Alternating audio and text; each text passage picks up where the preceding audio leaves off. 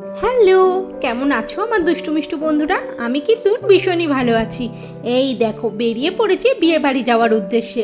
আজকে বিয়ে বাড়িটা একটু দূরে, বাড়ি রাজারহাট আর বিয়ে বাড়ি যাচ্ছে বারাসাত।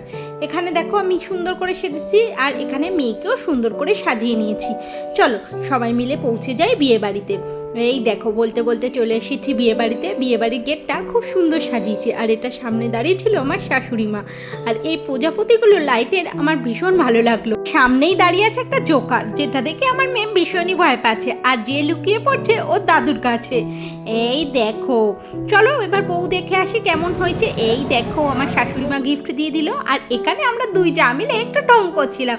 ওই একটু ফটো তুলছিলাম, ভিডিওস করছিলাম, তারপরে চলে গেলাম একটুখানি স্ন্যাক্স খেতে।